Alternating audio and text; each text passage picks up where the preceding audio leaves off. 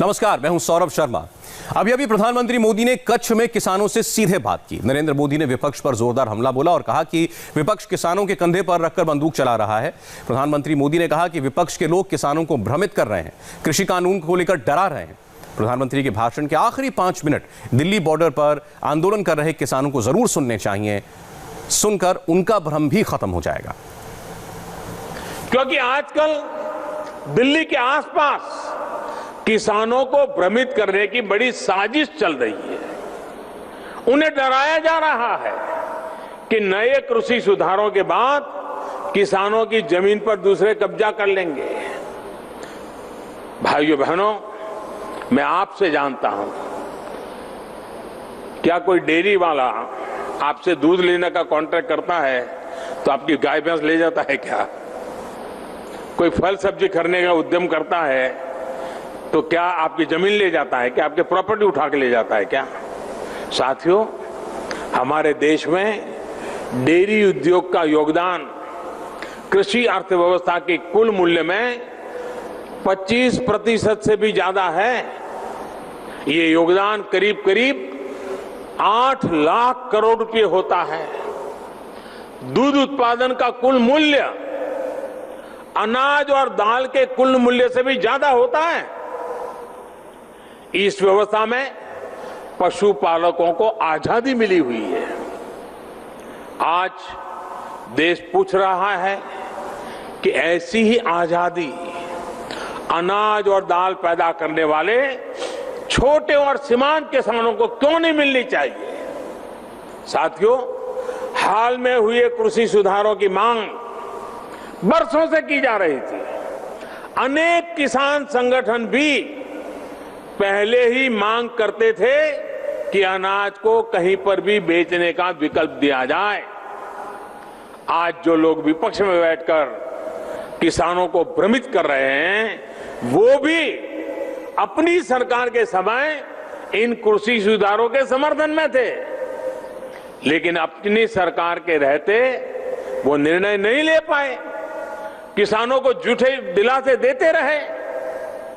आज जब देश ने यह ऐतिहासिक कदम उठा लिया तो यही लोग किसानों को भ्रमित करने में जुट गए हैं।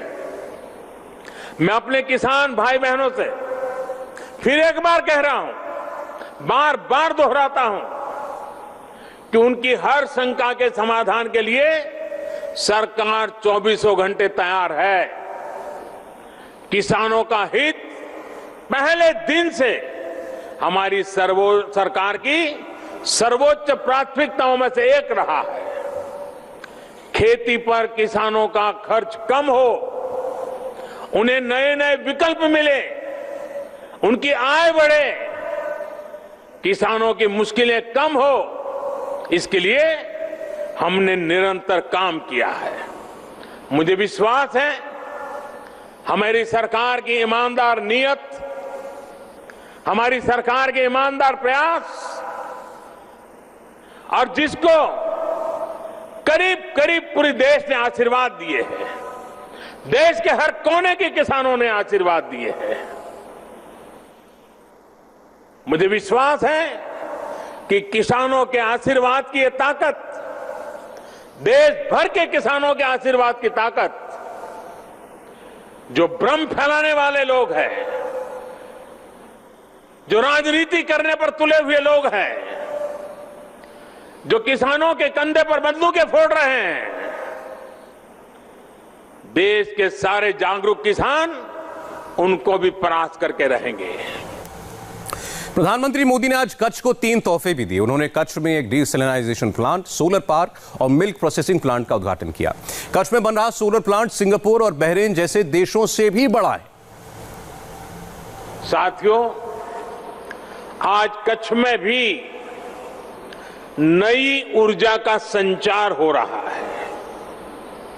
सोचिए, हमारे कच्छ में दुनिया का सबसे बड़ा हाइब्रिड रिन्यूएबल एनर्जी पार्क, और ये कितना बड़ा है? जितना बड़ा सिंगापुर देश है, बेहरीन देश है, लगभग उतने बड़े क्षेत्र में कच्छ का ये रिन्यूएबल एनर्जी पार्क होने वाला है।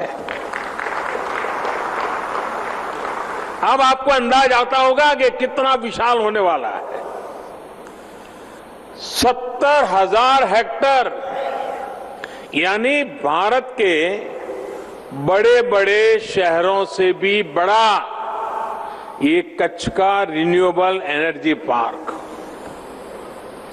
ये जब सुनते हैं ना, ये शब्द कान में पड़ते हैं, ये सुनकर कितना अच्छा लगता है।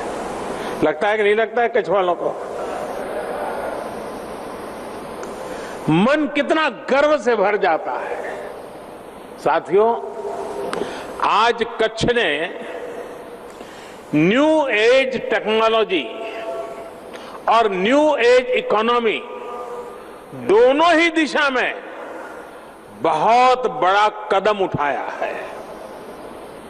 खावड़ा में रिन्यूएबल एनर्जी पार्क हो, मांडवी में डिसैलिनेशन प्लांट हो और अंजार में सरहद डेयरी के नए ऑटोमेटिक प्लांट का शिलान्यास, तीनों ही कच्छ की विकास यात्रा में नए आयाम लिखने वाले हैं। गुजरात का 15 दिसंबर से क्या रिश्ता है? कच्छ से प्रधानमंत्री मोदी ने 15 दिसंबर की कौन सी कहानी सुनाई? देखिए एक ब्रेक के बाद।